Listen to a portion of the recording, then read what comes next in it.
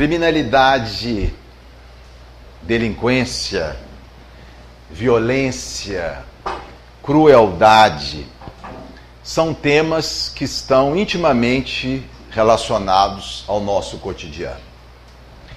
Pesquisas de opinião pública, quando indagam quanto às maiores preocupações do homem contemporâneo, verificam que segurança está sempre entre as 3 maiores preocupações. A Organização Mundial de Saúde passou a considerar a violência como um problema de saúde pública, porque a violência é a principal causa de morte na faixa etária dos 15 aos 45 anos. Quando nós espíritas nos propomos a examinar esse tema, buscando principalmente o pensamento de Allan Kardec, 2 questões se nos apresentam como sendo um convite a uma reflexão mais profunda. A primeira, as sementes do pecado. Que fatores se somam para levar um indivíduo, um filho de Deus, a assumir um comportamento antissocial, desviante, nefasto? E segundo, os cuidados para com o pecador, como nós devemos agir em relação a eles. Um psicólogo muito conceituado da Universidade da Pensilvânia, de nome Adrian Heine, há 35 anos estuda a criminalidade humana sob o aspecto psicossocial. Publicou recentemente um livro muito bem fundamentado, denominado A Anatomia da Violência. Logo, na introdução do livro, o professor Heine diz o seguinte: não existem respostas simples para um assunto tão complexo como este. Os fatores responsáveis pela criminalidade são múltiplos e apenas alguns deles começam a ser entendidos. Um outro autor, também da área da psiquiatria, esse da Universidade Georgetown, em Washington, Dr. Robert Simon, há 40 anos lida diretamente com criminosos graves, do ponto de vista psicoterapêutico. E publicou recentemente um livro com um título muito sugestivo: Homens maus fazem o que homens bons sonham. Nesse livro, o professor Simon vai mostrar que a diferença entre os chamados homens maus e os denominados homens bons é muito tênue. É muito superficial. Os seus estudos mostram que os homens chamados de bons possuem, no seu íntimo, quase todos os dramas que ocupam a mente dos grandes criminosos. Desejos ocultos, inclinações nefastas, predisposições ao mal. Quase todos nós as possuímos. E só não as perpetramos porque desenvolvemos uma alta dose de autocontrole. Estudaram estudantes universitários na América do Norte a respeito dessa questão: desejos ocultos, inclinações pessoais. 90% deles disseram que tiveram muita vontade de matar alguém nos últimos 12 meses. E 35% deles, homens, 35%, disseram que cometeriam estupro se tivessem certeza de que não seriam descobertos. A diferença entre os maus e os bons, na verdade, está na autorreflexão, na identificação daquilo que não é bom e no autocontrole, na capacidade de frear a inclinação ruim. Porque, na verdade, nós estamos muito mais próximos dos grandes criminosos do que podemos imaginar. Certamente, se hoje não estamos envolvidos num comportamento antissocial, já estivemos num passado muito próximo. E ninguém sabe até que ponto nós não seremos capazes de, num futuro muito breve, cometermos atitudes às quais hoje combatemos. Chico Xavier, na sua mineirice, disse certa feita: ladrão é qualquer um de nós que foi pego pela polícia. para mostrar que nós frequentemente estamos cometendo atitudes antissociais, a nosso ver justificáveis, pequenas, mas que não deixam de ser lesivas a outras pessoas ou à própria sociedade. Eu me lembro de uma entrevista que li não há muito com o Dalai Lama, uma entrevista corajosa no New York Times, onde ele disse assim: eu sinto desejo perto de uma moça bonita, mas quando eu me dou conta disso, digo a mim mesmo, você é um monge, e o desejo desaparece. Joana, no livro Vida Feliz, iria sintetizar tudo isso de uma forma poética, dizendo assim: você não é melhor nem pior do que ninguém. A diferença entre você e os outros não está naquilo que você é, está naquilo que você faz.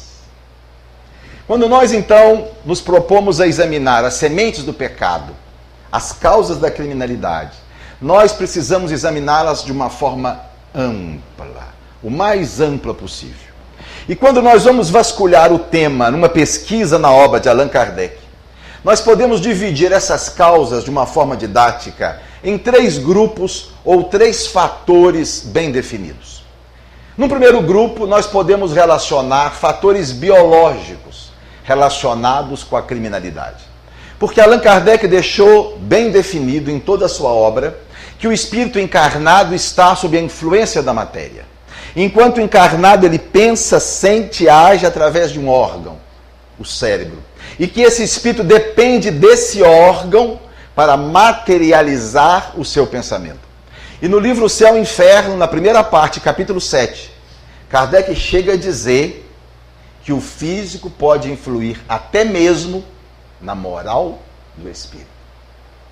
Lembra Kardec, fatores externos, acidentes, doenças do cérebro, podem gerar determinados conflitos físicos, fazendo com que certo espírito cometa atos que em outras circunstâncias talvez não as cometesse. Um dos exemplos mais dramáticos nesse particular foi de um jovem de 25 anos de nome Charles Whitman, estudante de arquitetura na Universidade do Texas, em Austin. No dia 1º de agosto de 1966, ele acordou profundamente transtornado. Ele já não vinha bem, queixava-se de umas dores de cabeça, uma pitada de depressão, já havia procurado um psiquiatra, foi-lhe prescrito alguns medicamentos, mas naquela manhã do dia 1º ele acordou profundamente transtornado. Foi à casa de sua mãe, matou-a com uma facada no peito, voltou à sua residência, assassinou a esposa com 3 facadas no peito, e munido de armas de alto alcance, foi para o edifício mais alto do Austin, na Universidade do Texas, e pôs-se a atirar nas pessoas que lá passavam. 14 indivíduos foram mortos e mais de 30 feridos gravemente. A polícia foi chamada, houve troca de tiros e o Whitman foi morto. Seu corpo levado para uma necrópsia, identificaram um tumor do tamanho de uma noz, comprimindo a amígdala cerebral direita. A amígdala cerebral é um órgão fundamental no controle das emoções. Posteriormente, um grupo constituído de psiquiatra, neurologista, neuropatologistas concluíram que aquele estado de loucura súbita, que levou a uma tragédia de consequências tão danosas, provavelmente foi consequência de um tumor cerebral. Os neurocientistas têm estudado isso e têm colecionado uma série de exemplos à semelhança desse. Tumores cerebrais, malformações congênitas, infecções no cérebro, doenças autoimunes comprometendo o tecido cerebral, traumas cranianos, podem se acompanhar de atitudes criminosas daqueles envolvidos no problema. O professor Haddenheim, no seu livro Anatomia da Violência, cita vários casos. Eu vou narrar apenas um. Trata-se de um cidadão de meia-idade, de nome Michael Offutt, um norte-americano típico. Começou sua vida profissional trabalhando como agente penitenciário, depois concluiu o mestrado e foi dar aula numa escola da Virgínia. Casado em segunda núpcias, tinha uma enteada de 12 anos, que ele conhecia desde os 7. nunca tivera problema psiquiátrico, nunca tivera problema com a justiça. Um homem comum. Por volta dos 40 anos, ele começou a assumir um comportamento diferente. Passou a frequentar saunas e casas de massagem. Nunca havia ido em nada desse tipo. Passou a colecionar pornografia infantil. E a coisa se tornou mais grave, como a maneira como ele se conduzia com a enteada assumiu um caráter profundamente obsceno. A mocinha percebeu a coisa, contou à mãe o que estava vendo, a mãe pôs-se a discutir com ele acabou agredindo a esposa. Ela então o colocou para fora de casa e o denunciou como um comportamento pedofílico. O juiz então determinou que ele submetesse a um tratamento com uma equipe de psicólogos, porque a outra opção seria a cadeia. Ele começou o tratamento. Mas mesmo durante o tratamento a coisa não se resolvia. Se insinuava para com a psicóloga, provocava as funcionárias do grupo. Elas então o denunciaram e o juiz decidiu pela prisão. Ele estava sendo conduzido para o presídio, quando passou a relatar fortes dores de cabeça, uma sensação de desmaio e urinou na roupa. Eles acharam aquilo muito estranho e resolveram passar com ele pelo hospital da Universidade da Virgínia. Lá havia um neurologista de plantão, examinou, achou alguns dados estranhos no exame clínico, internou e solicitou uma ressonância nuclear magnética do cérebro, que detectou um grande tumor na região do córtex pré-frontal direito. A região pré-frontal do cérebro é a área mais à frente, é a área nobre do nosso cérebro, sede da consciência, do juízo, da responsabilidade e dos valores morais. O tumor foi retirado e o seu comportamento pedofílico desapareceu como por encanto. Terminou o curso de pedofilia com louvor, voltou à casa da esposa, estava indo tudo bem, quando 8 meses depois voltou a colecionar pornografia infantil, voltou a frequentar casa de massagem. A esposa então levou de volta ao neurologista, fez um novo exame e detectou: o tumor havia crescido. E o tumor foi retirado pela segunda vez no ano de 2002. E nos 6 anos sucessivos, em que continuou acompanhado pela equipe de neurologistas do Hospital da Virgínia, o seu comportamento sexual estava absolutamente normal. Mas se fatores biológicos estão ou podem estar relacionados à criminalidade, igualmente fatores sociais. E Allan Kardec deixou essa questão definida na pergunta 644 de O Livro dos Espíritos. A pergunta é objetiva. Kardec indaga o meio em que certos homens estão colocados. Pode ser para eles a causa principal de muitos vícios e muitos crimes? A pergunta não deixa dúvida. E na resposta, os espíritos vão dizer: sim, sim. O meio em que certos indivíduos estão colocados pode ser, sim, causa principal de muitos crimes. E os espíritos, na resposta, prosseguem. O meio vicioso é uma possibilidade de certos espíritos desenvolverem defesas espirituais. Nesse particular, fatores sociais, educacionais e criminalidade, há uma mancheia de pesquisas muito bem consolidadas já há muitos anos.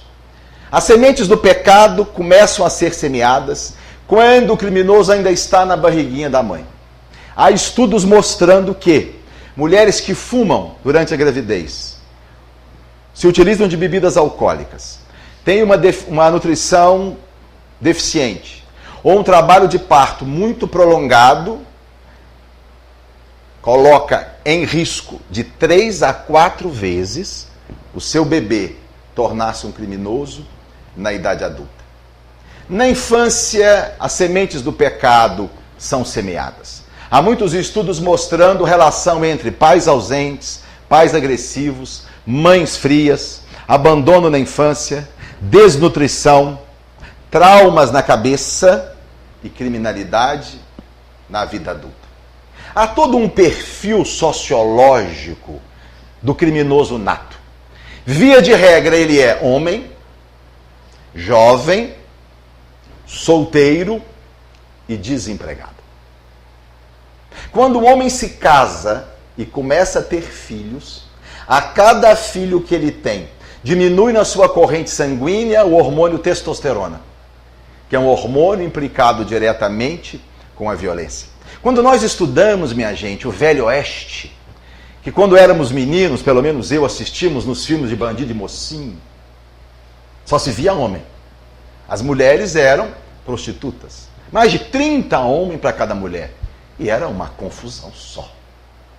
Como o governo norte-americano conseguiu pacificar o Velho Oeste? Levando para lá mulheres, jovens, casadoras, solteiras, viúvas. E a chegada dessas mulheres para o Oeste mudou todo o panorama social daquela região. Com as mulheres, filhos para sustentar, escolas para educar as crianças e igreja para rezar. Consequentemente, diminuíram os bordéis, a bebedeira e a violência. Mas de todos os fatores sociais, os mais importantes são as desigualdades sociais. A taxa de violência é muito maior nos países onde há uma grande desigualdade social do que nos países onde a desigualdade social é pequena. Pobreza é um fator de risco seríssimo para a criminalidade. E os estudiosos começam a entender por quê. Estudaram o cérebro de animais, crianças e adolescentes norte-americanos, submetidos ao estresse da pobreza e do abandono. E verificaram que esses animais e essas crianças têm uma região do cérebro chamada hipocampo subdesenvolvida. O hipocampo é uma região responsável pelo aprendizado, pela memória e pelo controle das emoções. É tudo o que nós precisamos para fabricar um criminoso. Hipocampo deficiente. Não aprende, não grava e não controla as emoções. Ou seja, é uma fábrica de criminalidade. Acompanharam 1000 jovens de Boston, de baixa renda, durante 30 anos. E verificaram os principais fatores que preveniram a criminalidade nesses jovens de baixa renda foi casarem-se, terem filhos e um emprego fixo. Se você é uma criança ou uma adolescente, vai fazer uma prova na escola e até 4 dias antes da prova, no seu bairro alguém é assassinado, você terá um resultado 10% pior na prova do que os seus colegas.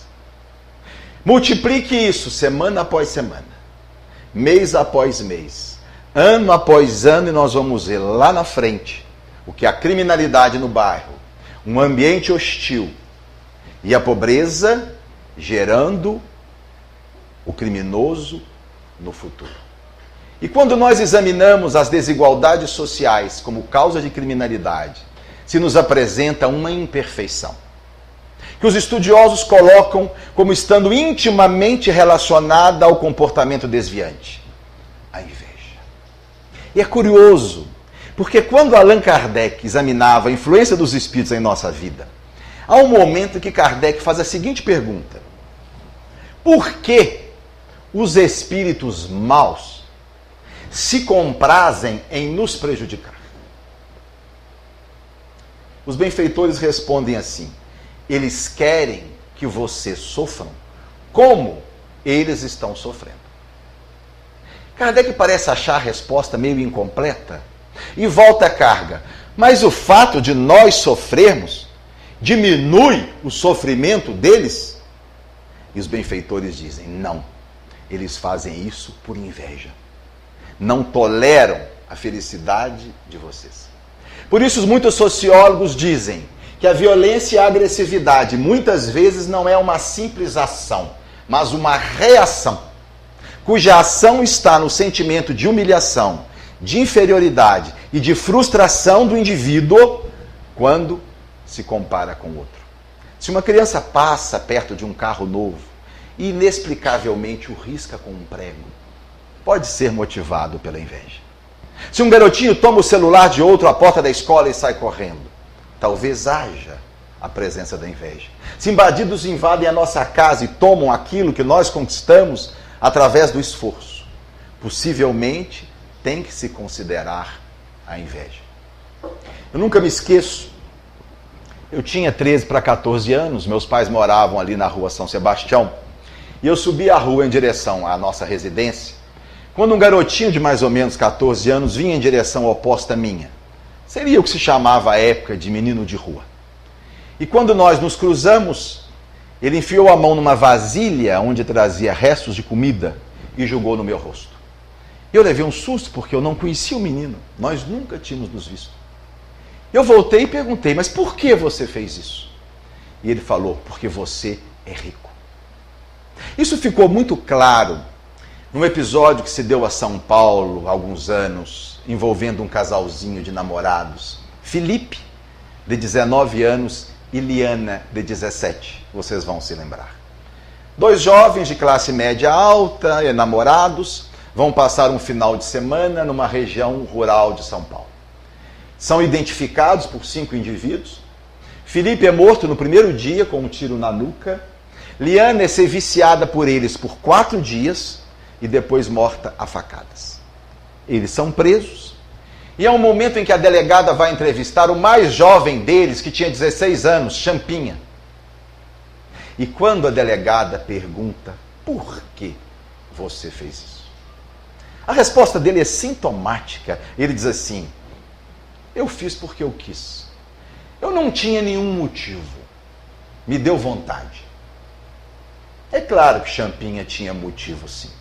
Só que não saberia, na sua simplicidade, dizer que motivos eram esses. Os motivos eram um sentimento de inveja, de humilhação e de frustração, que naquele momento transbordou. Porque ele, sem paz, sem dinheiro, sem amores, naquele momento deparando-se com jovens que eram felizes, porque tinham uma família amorosa, porque tinham recursos financeiros, porque se amavam.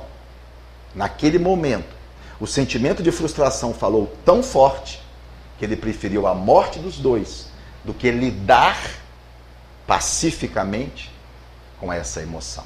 Quando perguntaram à doutora Jéssica Ster, a maior estudiosa de psicologia e terrorismo na América do Norte, como explicar que no Oriente Médio rapazes e moças de 20 e poucos anos amarrem bombas no corpo e se atirem matando multidões inocentes e matando a si mesmo, que sentimento é esse?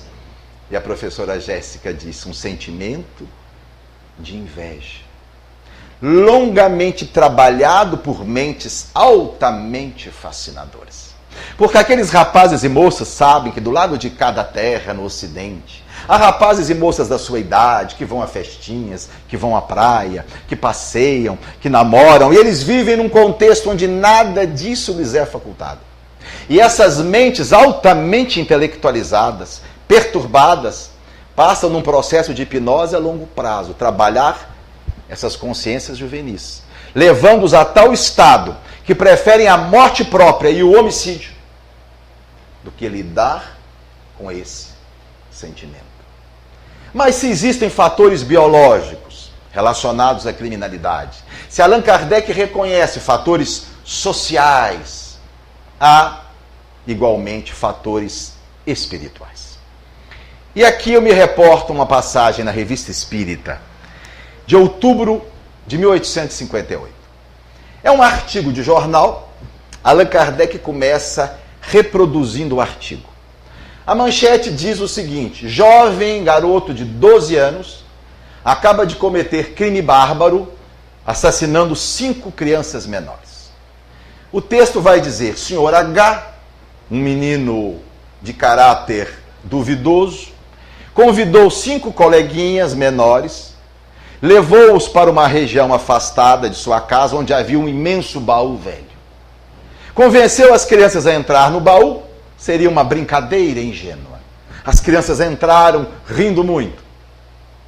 Ele fechou o baú, sentou-se em cima e ficou 3/4 de hora esperando. Quando já não havia mais sinais de vida, abriu o baú, mas percebeu que ainda respiravam. fechou novamente, trancou com o cadeado e foi brincar com seu papagaio de papel. Horas depois, uma mocinha achou aquilo muito estranho. Comunicou aos pais que algo muito estranho devia estar acontecendo. E os pais chegaram lá apavorados, abriram o baú e encontraram as 5 crianças mortas. Um menino e 4 meninas de 5 a 9 anos.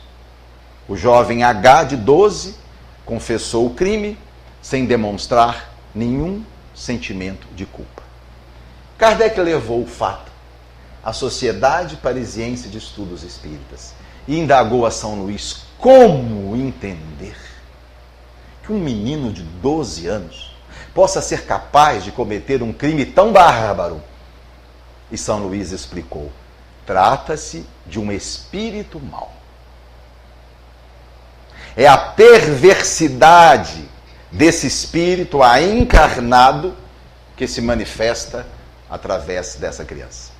E esse pensamento norteou toda a doutrina espírita na codificação kardeciana. Allan Kardec deixou definido: um homem de bem é a encarnação de um bom espírito. Um homem vicioso é a encarnação de um espírito imperfeito. Tendo um homem um instinto do assassínio, é o seu espírito que tem esse instinto. Ou seja, o espírito, ao reencarnar, herda tendências, mas não herda qualidades. As tendências, sim, o acompanham desde cedo, através do cérebro construído pelos genes que herdou dos pais, através da criação, do contexto social, da cultura. São tendências, são predisposições, são inclinações, qualidades não. As qualidades são os valores morais, e estes são do próprio espírito. Amy Werner, uma psicóloga da Universidade da Califórnia, se fez a seguinte pergunta: será que todas as crianças que tiveram todos os fatores de risco para a criminalidade, pai bandido, mãe prostituta, abandono na infância, desamor, desnutrição, traumas na cabeça, será que todas as crianças inseridas nesse contexto se tornarão bandidos? E em meados do século passado, a professora Werner foi para uma ilha do Havaí. Selecionou 700 crianças que tinham essas características citadas e acompanhou-as por 30 anos. E ao final dos 30 anos verificou: 1/3 delas haviam se tornado homens e mulheres do bem. E o que dizermos do crime do colarinho branco? Há, porventura, crime mais cruel, covarde porque não suja as mãos de sangue, que se dá nos gabinetes luxuosos das grandes empresas, dos bancos ou dos gabinetes políticos, cujas consequências são muito maiores do que do criminoso vulgar? Onde os fatores de risco para o crime do colarinho branco? Não existem. Banditismo na família, não. Pais ausentes, mães frias, não. Desnutrição, pobreza, não. Lesão no pré-frontal, na amígdala, não. Não há, minha gente, nenhum fator de risco para o crime do colarinho branco. O homem mau é a encarnação de um mau espírito. Mas e os cuidados para com o pecador?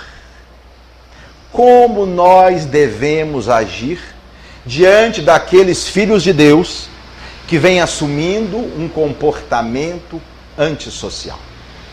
A esse respeito, a gente evoca uma mensagem mediúnica que Allan Kardec colocou no capítulo 11 do Evangelho segundo o Espiritismo. A mensagem se chama Caridade com os Criminosos. Examinando atentamente essa mensagem, nós vamos ver surgir ali ideias importantes que vão nortear como nós, como a sociedade, deve lidar com aqueles indivíduos que estão fazendo a opção pelo mal. 4 atitudes eu consigo destacar a partir da reflexão desse texto. A primeira atitude deve ser uma atitude limitadora do dano.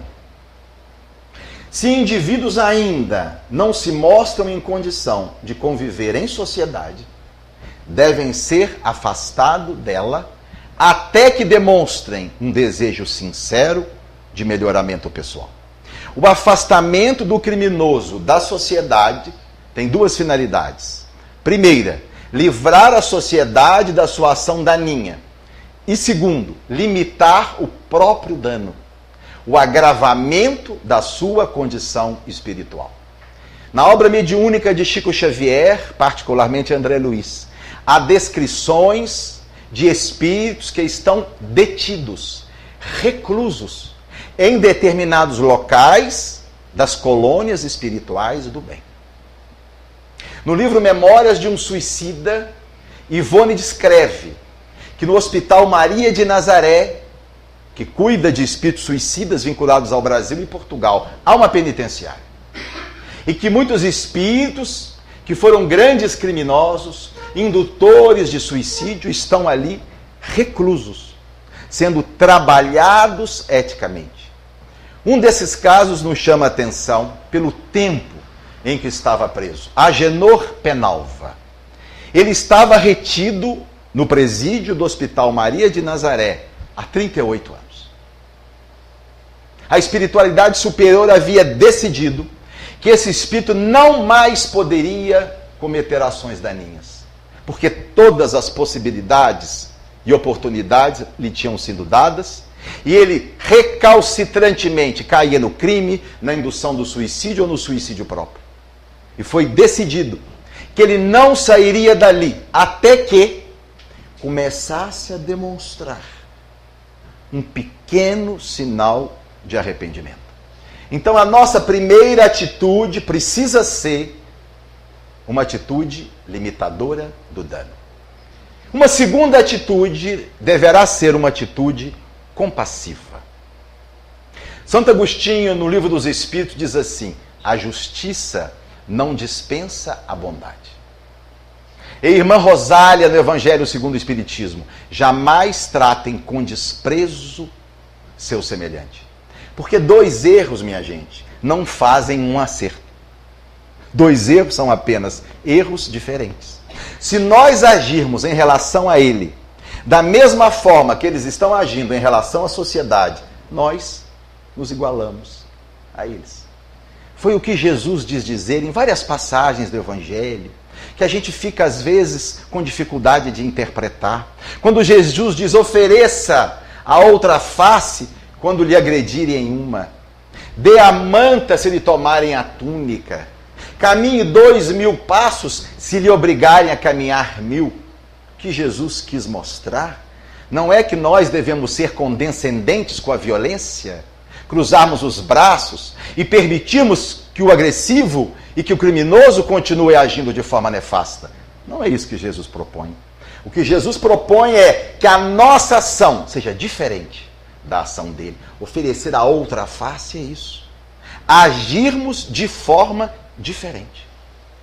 Porque a autoridade, está escrito no Evangelho segundo o Espiritismo, a autoridade legítima só é aquela que se apoia no exemplo que dá do bem. Não se pode pensar numa autoridade que seja legítima se aquele que é responsável por ela é o primeiro a se comprometer eticamente. Eu me lembro que há muitos anos, o nosso confrade José Passini, que todos nós admiramos e prezamos muito, foi alçado à condição de reitor da Universidade Federal de Juiz de Fora. Na época, um companheiro nosso, hoje desencarnado, Nelson Lugon Borges de Matos, uma conversa muito fraterna com o Passini, disse assim: Passini, me diga uma coisa, meu irmão, por que você foi entrar numa dessas? Você é uma pessoa plenamente realizada na vida profissional, na vida familiar, no espiritismo. Para que você foi se enfiar nesse negócio de reitoria, Passini? E ele voltou e deu uma resposta extraordinária. Ele disse assim: Nelson, eu estou cansado de ser mandado por quem é pior do que eu. Quantos de nós, anos a fio, lamentavelmente estamos sendo mandados por quem é pior do que nós? A autoridade só será legítima se ela estiver revestida de sabedoria. Aquele que pune, que educa, tem que demonstrar nos próprios atos aquilo que pede do faltoso, ou perde o próprio direito de repreender.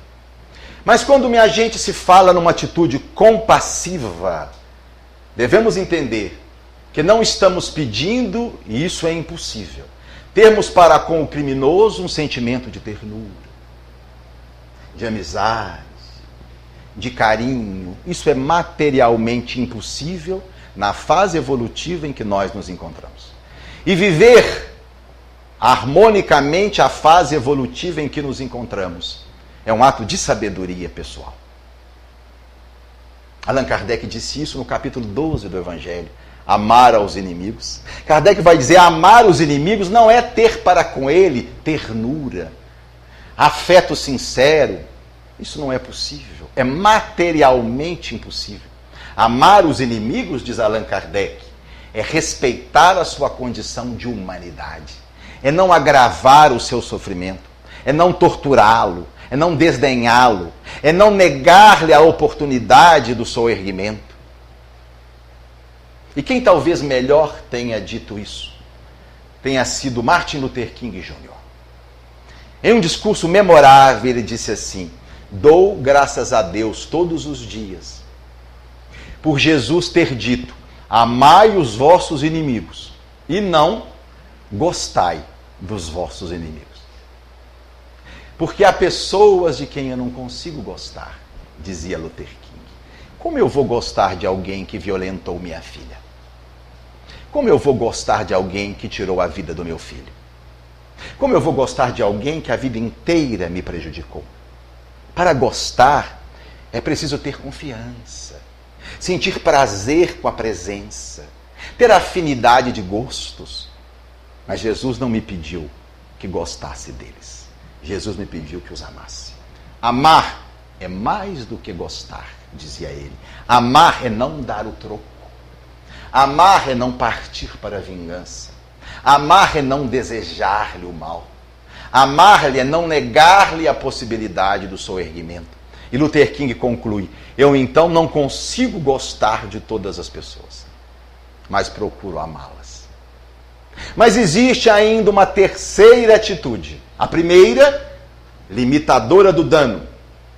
A segunda, compassiva. A terceira, instrutiva e educadora. Instrutiva. Allan Kardec estabeleceu que o progresso intelectual vem antes do progresso moral. Lembra Kardec que o conhecimento, o esclarecimento e a instrução equipam o indivíduo de valores intelectivos que o fazem entender melhor a diferença do bem e do mal. Steven Pinker, um neurocientista de Harvard, que num livro de mais de 1000 páginas estudou a queda da violência humana nos últimos milênios, verificou que houve um momento na história da humanidade em que a violência começou a cair. Coincide com a invenção da imprensa no século XV, a popularização dos livros e o hábito da leitura no século XVI, XVII e XVIII. Lembra Pinker, os povos mais esclarecidos são menos violentos. Ler, escreveu ele, é uma estratégia da mente para promover mudanças. Porque quando nós lemos, nós temos em nosso pensamento o pensamento dos outros. Expande a nossa capacidade de compreender. Quando nós lemos, nós temos nas nossas emoções as emoções vividas pelos outros. Seja o autor, sejam os personagens.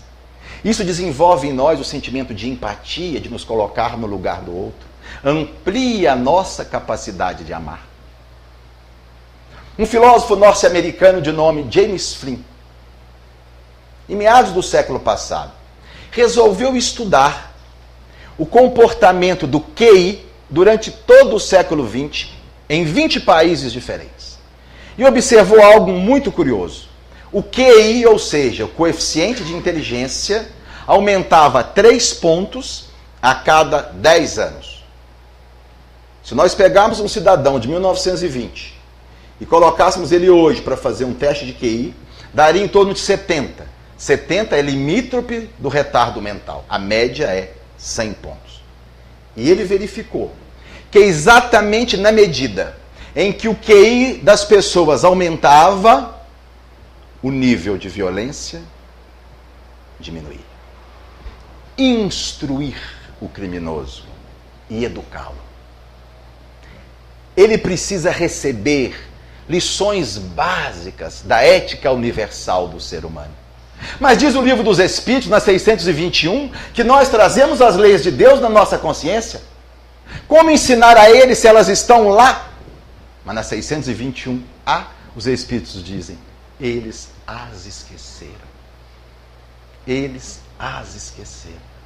As leis de Deus precisam ser lembradas, ensinadas. E era esse o tratamento de Agenor Penalva no presídio do Maria de Nazaré. Durante os 38 anos, todos os dias, recebia a visita de um psicólogo que fora sacerdote e que dialogava longamente com ele, diariamente, passando para ele as lições básicas de uma vida ética correta. Mas, se a atitude limitadora do dano é necessária, se uma atitude compassiva precisa estar presente, e também uma atitude instrutiva e educadora, há uma quarta atitude, esperançosa. Tirar de alguém a esperança numa vida melhor é matá-lo em vida. Por isso, Paulo, ao escrever aos Coríntios, e ao definir as 3 maiores virtudes, colocou ao lado da fé e da caridade a esperança. E dizia Paulo, a caridade é a mais importante. Sim, Paulo se referia ao desenvolvimento do espírito. A caridade é a mais importante. Mas sob o ponto de vista de sobrevivência vital, a mais importante é a esperança. Muitas pessoas vivem sem caridade. Aí estão os egoístas, muitos vivem bem. Muitas pessoas vivem sem fé. Aí estão os materialistas. Ninguém vive sem esperança. É por isso que os deprimidos graves se matam. Eles estão muito mal e acreditam que vão ficar mal para sempre. Preferem a morte ante a impossibilidade de sair da situação em que estão. Porque nós precisamos sempre esperar alguma coisa. É da dinâmica da vida, ter expectativas novas. Se nós observarmos a nossa vida, nós estamos sempre esperando alguma coisa. Trabalhamos a semana inteira esperando o quê? O domingo. Não, mas no domingo eu vou tomar um chopp com os amigos, eu vou bater uma peladinha, eu vou pescar. Trabalhamos o ano inteiro esperando o quê? As férias. Mas nas minhas férias eu vou fazer isso, eu vou fazer aquilo. Trabalhamos a vida inteira esperando o quê? A aposentadoria. Se eu tenho menos de 18 anos, se sou garoto, eu espero os 18, pelo menos na minha época. Esperarmos 18 anos para votar? Que ilusão. Tirar carteira de motorista e entrar em cinema em filme proibido. Esperávamos os 18 anos. Aí chegamos aos 18 anos, começamos a esperar a entrada à universidade, o vestibular. 1, 2, entramos na universidade. Começamos a esperar o fim do curso. Ô, vida difícil. RU, ônibus da universidade. Eu falava com meus aluninhos na faculdade de medicina, vocês só aguentam esse curso porque vocês sabem que vai passar.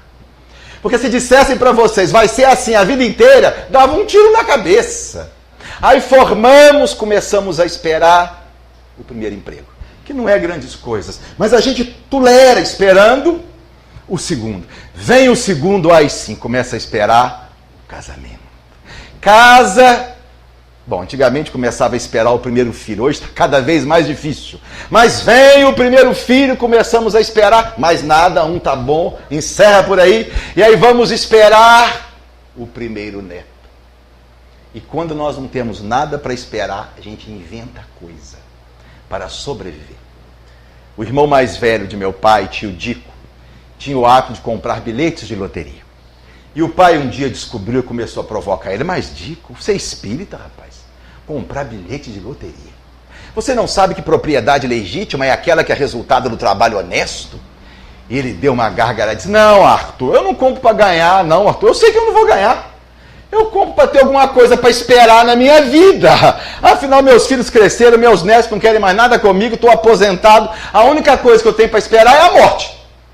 Como esperar a morte não é nem um pouco agradável, eu vou comprando os bilhetinhos e sonhando o que eu iria fazer se eu ganhasse essa bolada toda. Esperança. Atendi uma senhorinha de 92 anos, com uma artrosezinha de joelho. Passei o remédio e disse, a senhora vai tomando. Ela virou para mim, o senhor acha que eu vou tomar esse remédio aqui a vida inteira?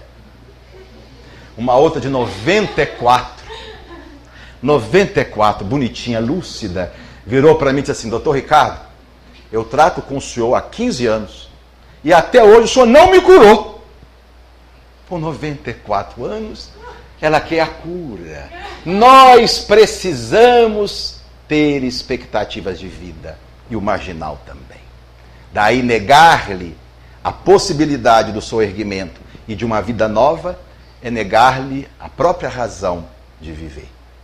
Todos um dia voltarão a se identificar com a luz. Nós somos filhos de Deus. Trazemos a marca divina. Fomos criados perfectíveis. Ou seja, com um impulso interior para a perfeição relativa que nos é possível. A diferença entre Hitler e Francisco de Assis são os milênios, minha gente. Hitler um dia brilhará como o santo de Assis. E Francisco, em seu passado reencarnatório, pode ter cometido barbaridades como a de Hitler. Por isso, confiar, aguardar, envolver, educar e esperar que um futuro melhor virá. Por isso disse Jesus, nenhuma só de minhas ovelhas se perderá. Meditemos sobre tudo isso.